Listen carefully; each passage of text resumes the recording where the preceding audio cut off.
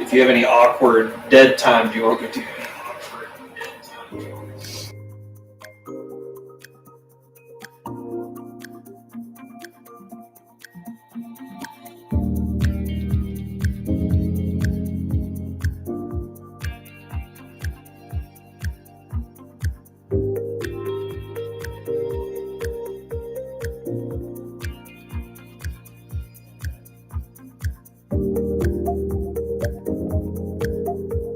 Test.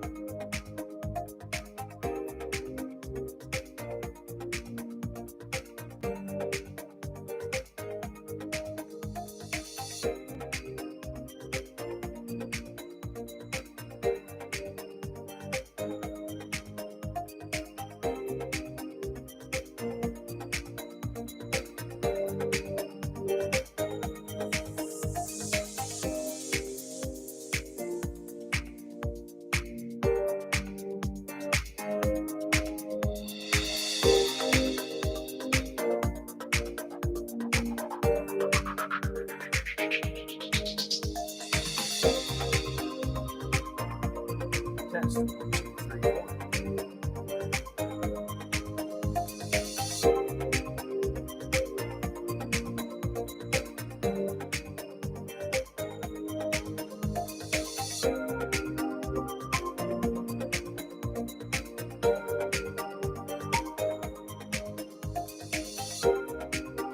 Testing. 1, 2, 3, 4.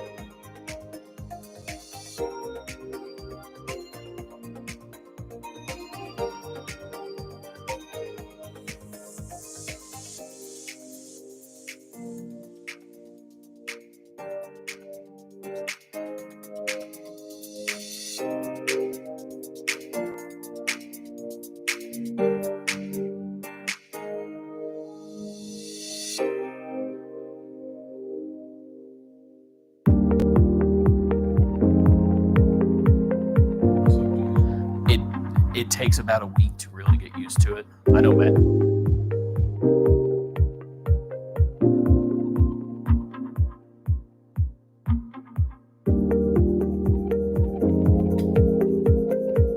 Testing.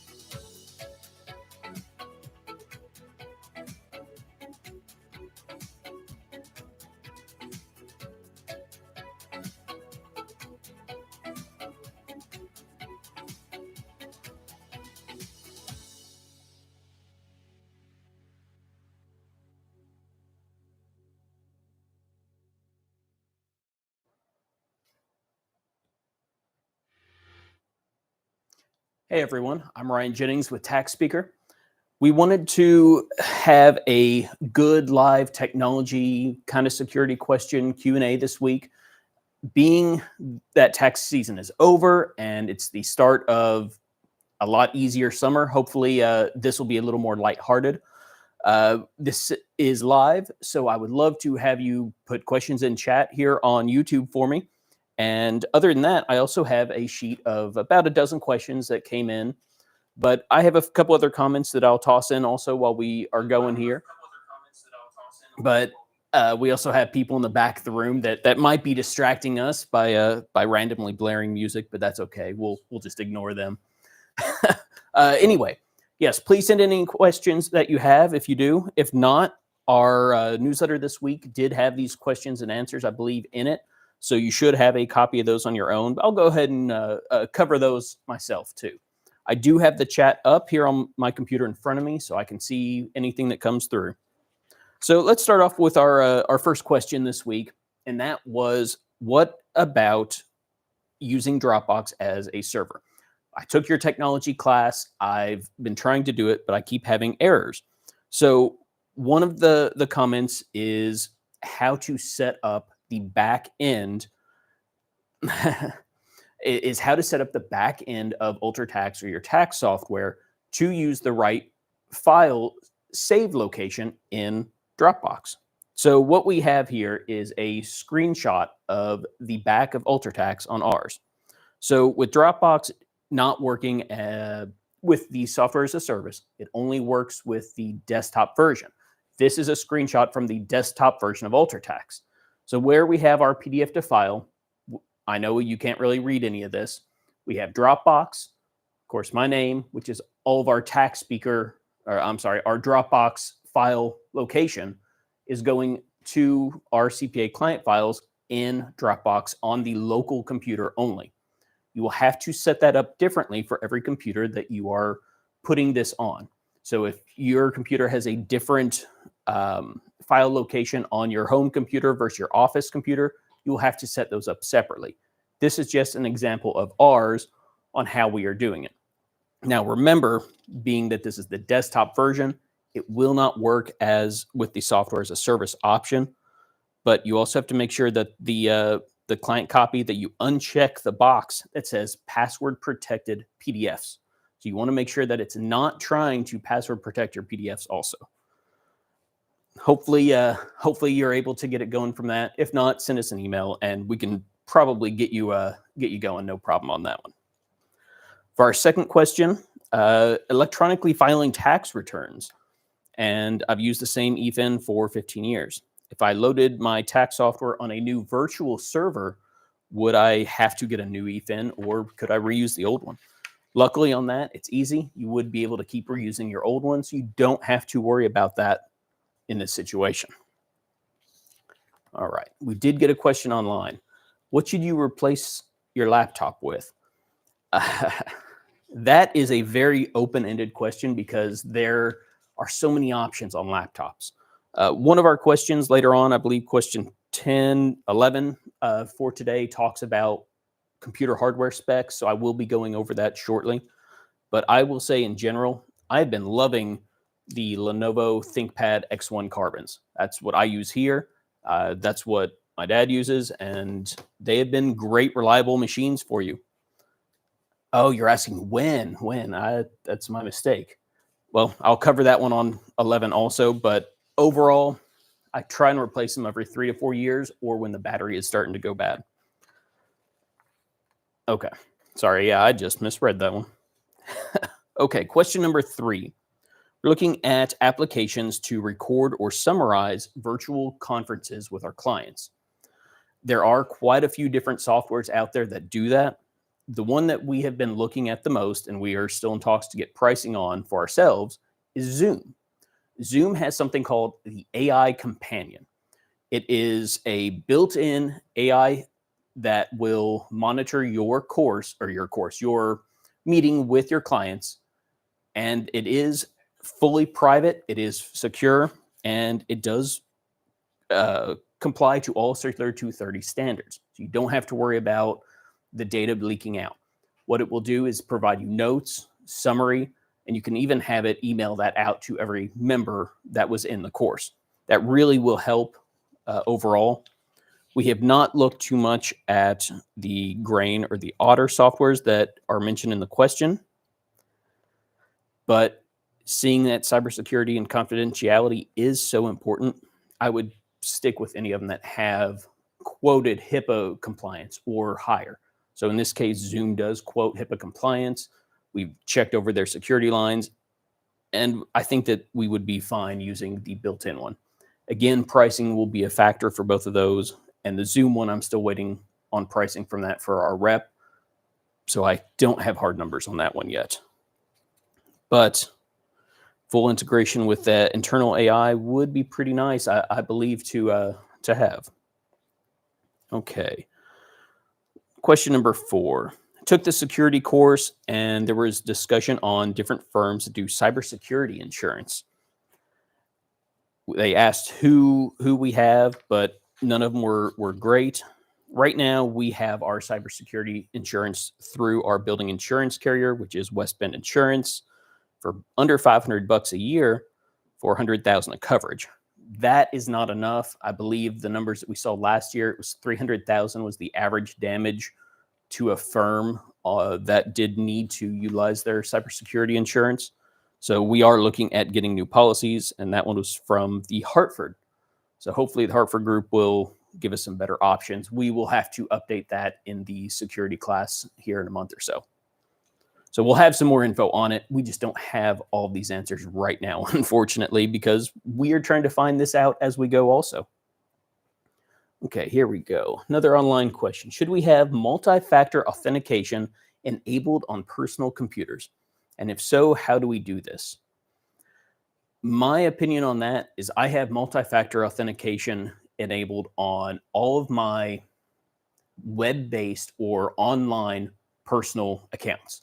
I do not do it for logging onto my personal computers, mainly because it's a personal computer and I don't have as much stuff to be concerned about of people coming in and trying to get on the computer. If they're already in my house, I have bigger issues. My online accounts, I do. Now, each of these accounts will be a bit different on setting up multi-factor authentication. Things like Amazon and Microsoft, you can set up what's called a passkey through a password management software like Dashlane. On other ones, say Zoom, you might have to go into the account settings, and there will be a two-factor authentication settings page on your login. You can enable that. Usually you can set it up via a authentication app on your phone, through a text message, or sometimes they have other programs too. I would recommend going with at minimum, the multi-factor authentication app. We use an app called Authy for multi-factor authentication. There are quite a few different ones. Google Authenticator is probably the widest known one. I believe Apple has one built in also. Ryan, so the multi-factor authentication is software-based, not computer operating system-based. The question was, is the multi-factor authentication software-based or computer hardware-based? That is entirely software-based, and by running it on your mobile device on your phone, it uses a cryptographic key pair that both the server and your mobile device have to randomly generate matching numbers, usually every 10 to 30 seconds. And it knows every time what the number will be because of the matching pair. So with the software on your phone and the website enabled, you'll be able to easily do both of them. There are hardware options, such as the YubiKey. Unfortunately, they have had some security issues lately, so I can't actually recommend that right now. For hardware authentication, I don't have much better option right now because most of those have been currently bypassed short of using a BitLocker key in Windows. And it's not worth going into that because you're getting very nitty gritty on personal stuff then. For office situations, that's a different story. Okay, so let's go ahead and hit number 5 on our questions. In our tech class last year, we did suggest using Bitdefender Total Security. At the website, that is a consumer product. Can we clarify what we use? So Bitdefender has multiple layers of software. Their first one is the Bitdefender Total Security. For a small in-home office where you also maybe have a couple personal devices you want to protect, the Total Security at $80 a year per person is fine. That's not what we use in our business, and that's not what we would recommend in a full business environment. What we do use is Bitdefender Gravity Zone Business Security. Now, when you go to Bitdefender's page, they have a business section. They have a small business section, which is they have a Total Security Ultimate. That one is suitable for a small office, 1 to 5 people. It's commercially licensed. It will work in your office. What we use for larger than 1 to 5 is the next step up, the small to medium business section. They then call those Gravity Zone. Fortunately, they also have 3 layers of Gravity Zone or levels of Gravity Zone. They have a basic one for about $220 a year for a 10-person office. So $22 a person a year. What we use is the middle one. We use the Total Business Security. That ends up being about $280 a year for 10 people, which we have 10 licenses here in our office. And it gives each person, I believe, 2 installs. So say a laptop and a desktop, a phone and a laptop, whatever combination of devices you want. 10 people, I'm sorry, it's $259, $260 a year. So $26 a person a year in the office. If you only need 5 people, it still comes down to the $130. I definitely recommend the Gravity Zone one if you have more than 5 people, mainly because it gives you a centralized security area. There is a Gravity Zone website that we can go to, and I can see the current status of each of the employee computers. I can see if they've been updated, if they've been rebooted, if they have what we need security-wise and update-wise. So I would definitely recommend that one. Okay, another online question. What high-speed internet for using Dropbox as a server? High-speed internet is a term that is extremely vague because if you said high-speed 15 years ago, cable internet at 50 megabit a second was considered high speed. Nowadays, anything under, say, 200 megabit download speed is what I would consider the minimum to use in an office with Dropbox as a server. The reason is, with Dropbox as a server, every time someone saves a file, it will be saving it to that computer, uploading it, and then downloading it to every other computer in the network. Ideally, it will do that internally, but we have to plan for the worst case and hope for the best. So in this case, I would do 200 megabit at the minimum. Here in our office, we do use gigabit, which is 1,000 megabit per second. The best way to compare that is we can download a file, say 300 megabytes per second. That will handle all 10 of our computers streaming out on YouTube, on Zoom, whatever we want, all simultaneously while uploading Dropbox. At 200, we can't do that many people. Still be able to do a few, though. How can you find your own speed? How can you find your own speed? That is luckily a very easy option. There are multiple websites that you can go to find your current internet speed. There is the tried and true speedtest.net, or what I've been using lately is actually from Netflix called fast.com, FAST.com. And you know what? Let's go ahead and test ours here real quick too.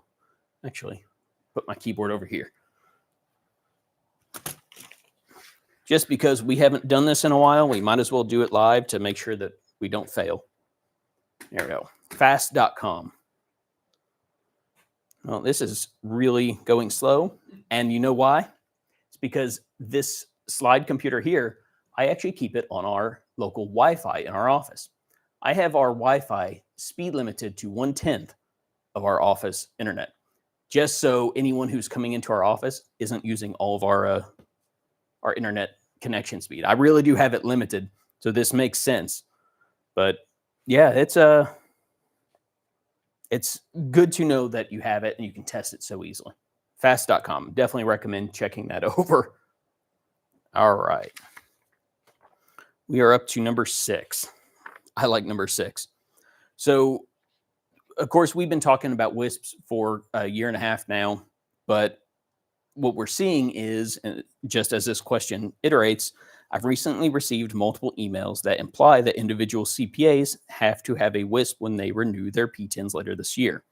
They don't mention whether or not it's a requirement by the firm or any information about who has to do it, but they basically are advertisements for a firm.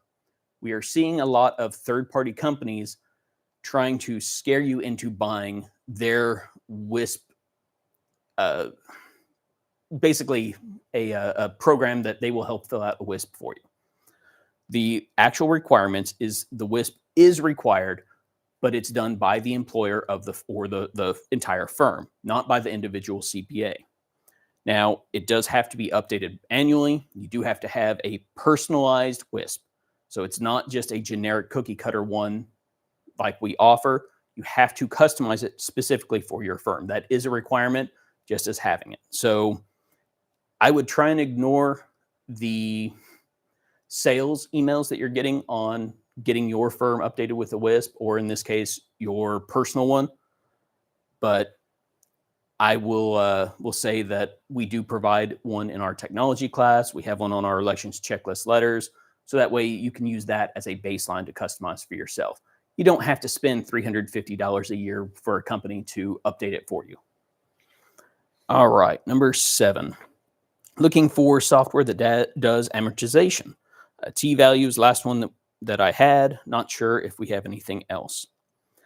Unfortunately, that's a easy option. We use T-Value also, and we do have a basic version in our elections checklist, USB digital version, but we don't have any better software options yet. Okay, we did have a number 8 question. However, it was basically the same as the other security suite question. What do we use as antivirus software in the office? As I said before, Bitdefender Gravity Zone, so I don't feel like we have to go over that again. Number 9. Bob mentioned in training classes that we use a scanning program for our 1040 documents to be organized, and that will upload the data to the tax software. We've talked about this for a couple of years now, and from my understanding, it's getting better every year. It's called GruntWorks. It's just how it sounds, and I know it's typed out GRUNKWORX. It is not KS. GruntWorks ends up costing, on average, about $16 a return, where we will take all of the documents from the client, toss them in the scanner. GruntWorks will take that, then one big unorganized scanned file, reorganize it, tabulate it, send it back to us, and then we have a software on our computer that can add that to UltraTax or whatever our software is. We do have a much more in-depth discussion and demo of it in our tax and security, or technology and security class that we'll be doing later this year.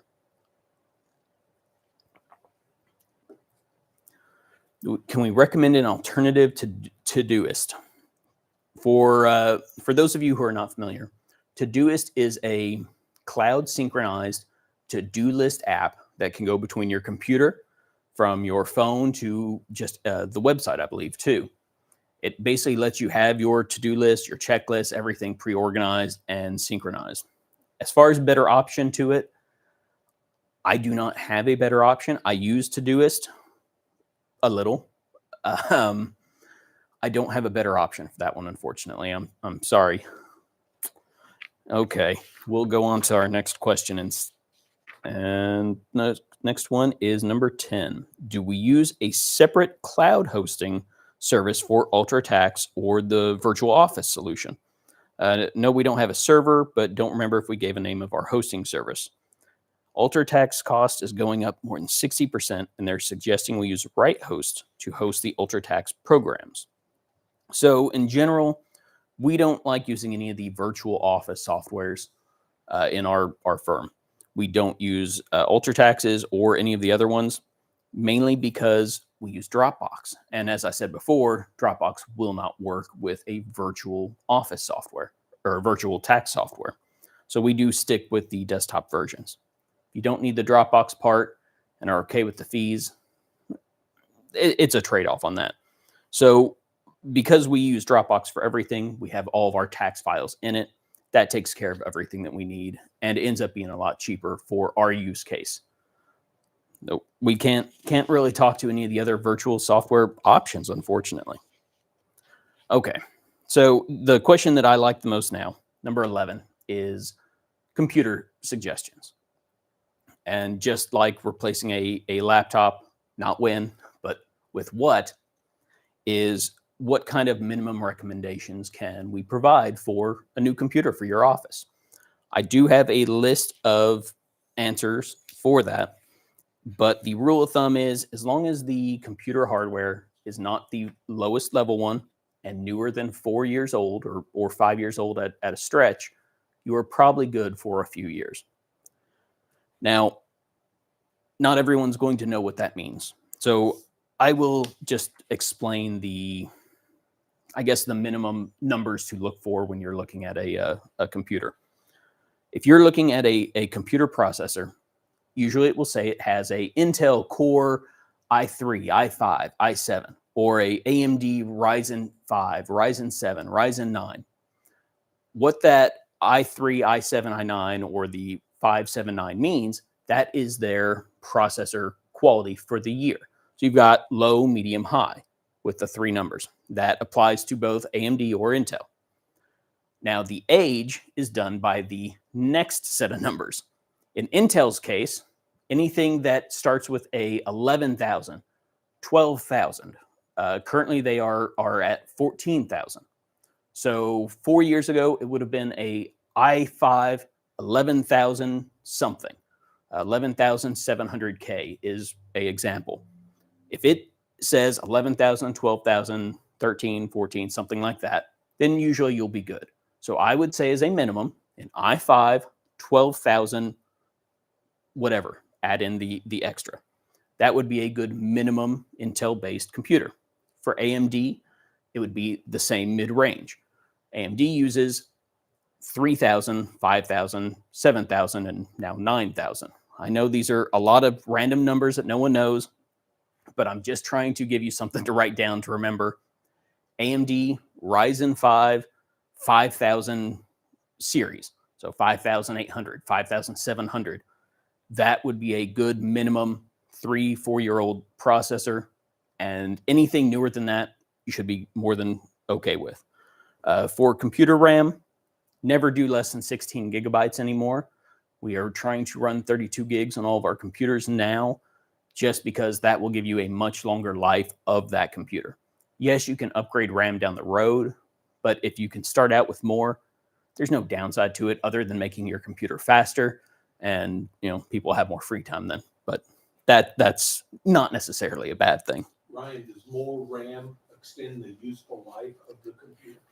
More RAM can extend the useful life of a computer, yes. And the only reason being is as programs update, as your computer ages, and you constantly have to update software and replace different versions of tax software with newer versions, the old ones may not be as efficient, and they will take up more memory when you run them. So a 5-year-old computer that started out with twice the memory of a different 5-year-old computer will be running a lot faster now than the one with less memory. It's counterintuitive, but the computers will last longer overall if you have more memory up front, just because of the old software. That's really what it comes down to. How often does TaxSpeaker upgrade computers? How often does TaxSpeaker upgrade computers? Well, for most of us, it's every 3 to 5 years. But I happen to know one owner who happens to be a bit stubborn and I think has an 8-year-old computer now. And it has 32 gigs of RAM. But for the most part, yes, we do try and update our computers every 3 to 4 years just to make sure that we're all running on good, reliable computers, because we don't want an older computer to fail in the middle of the year. If you plan ahead for it and replace them before it gets to the point where you have to, it just makes everyone's life a lot easier. Okay, what else would I recommend on a computer? At this point, Windows 10 is not recommended, and not for any major reasons, mainly because in October of this year, the security update support for it will end.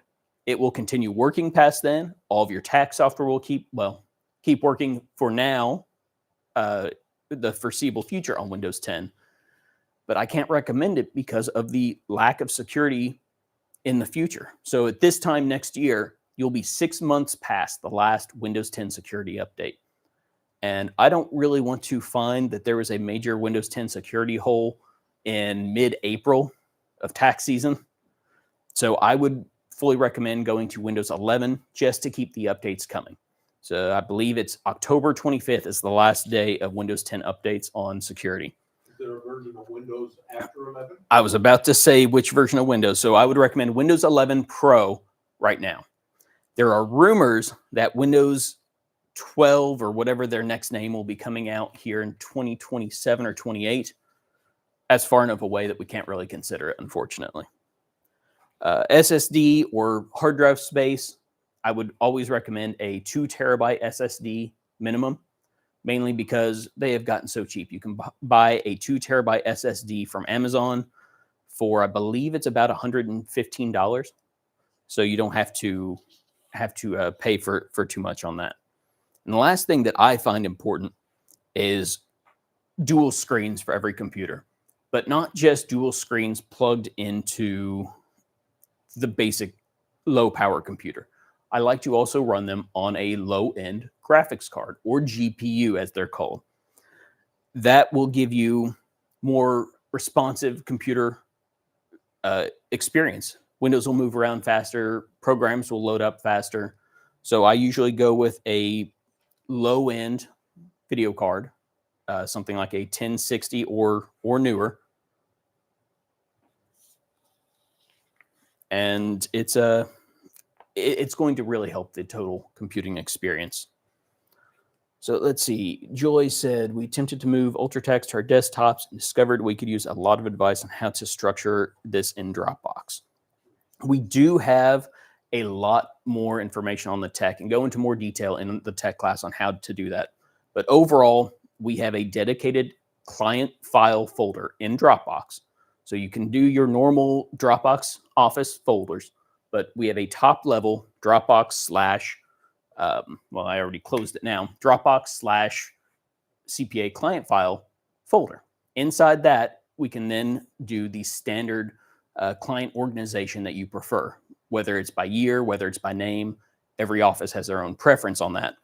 But I would recommend starting from there and then following as the picture has in the newsletter on how to organize it in the files.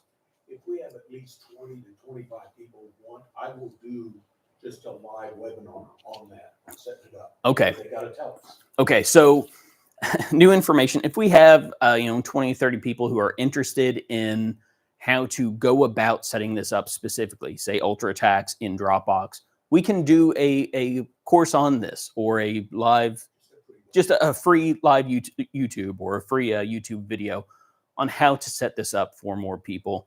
So if you have any interest, send an email in, call the office, let us know, and we'd be happy to do something like that.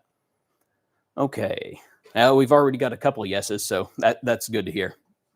In addition to having a physical firewall, having the update date, antivirus software, VPN, and software firewall, what other general security measures would we recommend? This is a long list, and I actually have the list on my phone. So let me pull this back up so I can read off my list. Okay, first off, on other recommendations besides firewall, antivirus, and everything, multi-factor authentication and password manager. Those two are by far the most important options. Third, not as important, but still worth looking at, is encryptions. So if you use Windows 10 Pro or Windows 11 Pro, you can encrypt your computers with BitLocker. Of course, all your software up to date, not just your firewall, not just your antivirus. Make sure all of your tax softwares are up to date. If you do have Wi-Fi in your office, make sure it's secure, that the general public can't access it. And as much as we don't necessarily do this, is limit the employees' access on their computers. Not for any reason against the employees, but more if a file does come in, it limits a malicious file from being able to access the computer and make changes. What I mean by this, when you log into Windows, do you have an admin account that you can install any program on, or do you have a limited user account where you have to type in a separate password to install a program on or an update? I recommend not doing an admin account for day-to-day use and only switching to an admin account when you need to do updates. Of course, backups are always the important one. And the least done, but probably one of the top importance ones is training the staff on what to look for. Multiple different avenues come through the employees, not for any ill intent from the employee, but just phishing attempts, phishing emails, or phishing voicemails, where you have people faking to be a help desk, faking to be a tech consultant, where they try and come in and get access to your system. Actually, this is a good point. I am in talks with a company called Passpoint Security. We do not have any formal relationship or anything, but I am in talks with them about getting a small business penetration test, which I will talk about in a second, and phishing test and course together with them to offer as a small business special. I don't have any more information. We're still early talks, but the 2 points of that are penetration testing. That means that they will try and attack your network under confidentiality to see if they have any holes in your network that they can break into and access your data. It's a good security overhead, and a lot of times it's a good thing to give to your cybersecurity insurance provider to help give you a discount, because it proves, hey, I'm up to date on our security. We'll have more information on that when I have more, but I just wanted to go ahead and bring that up now while I can. The other half of that would be phishing. As I said, phishing is someone trying to get access to your system through an employee not knowing better. So we want to try and have some kind of training on that coming up soon. So keep an eye out for that one. Another question. How many backups and what kind of backups should they have? How many backups and what kind of backups? As far as how many, no less than a dozen. Okay, in all seriousness, as far as how many backups, I follow the rule of one on-site backup that is done regularly, or in this case, Dropbox. Dropbox backs up our files regularly, in this case, every single time we save a file, and then one off-site called cold storage backup. Maybe it's one you do every week, maybe it's every month, but back up your Dropbox folder or your server or something to an external drive, take it off-site as a cold storage backup. Say your building burns down, you lose your server, you don't have access to any equipment, you still have at least only a month of lost data if your cold storage is a month old. So that would be the minimum I would recommend. Okay. So we have 2 more questions. Any suggestions for accounting software for small business desktop in lieu of QuickBooks? No. Unfortunately, no. We've tried a few different ones, and we don't have one that we would recommend, mainly because at this point, QuickBooks is so ubiquitous and so known, none of the others really compare. So that's the simple answer is no. Last question that I have on here, and if anyone else has any other ones, I'd say put them in now because we're just about done. But the question is, I just completed my WISP plan, and 2 questions come to mind. If we use a 3 or 5 year retention period, what are we to do if we need information from earlier years? Could you use longer term retention period like 15 to keep client files as long as they are clients? And accessing client info, is it mandatory that the employer provide a phone number and computer for offsite business use? I like all those different questions. So you can establish a longer firm-wide or a specific client or file type retention period if you want to, but then the employer probably should provide the computer for the employee offsite use, or you can't really force compliance with the security policies. If your employees have access to older data, but it's not on one of your computers, then there's not really going to be much security policy you can enforce. So those 2 kind of go hand in hand, but they're also entirely separate issues. I think that offsite computer for employees would be a smart move, mainly for protecting your data integrity and the security of your customers. All right, is Bob going to do his live 300 tax speaker question? We did that one down in Florida. Right now, we don't have any live ones for him this week, but we will start getting back into that regularly. I doubt we'll be doing too many more of the live YouTube ones, though. Overall, it's just a lot more of a issue coordinating everyone and getting everyone here to do it live. So we'll probably go back to email for a while, but we will be doing, I believe it's the 400th one live next year, maybe, whenever we get around to that one. All right. Well, we've had a few people interested in the Dropbox class. We'll see if we can get some more interest in it. Maybe we'll put out a email poll to get enough information to see, because we need enough people that are interested to make it worth the time. But I'd say at this point, it's probably going to be worth it. Well, I'd say for now, we are probably set for today. We didn't know how long this would take. That's why we slotted an hour.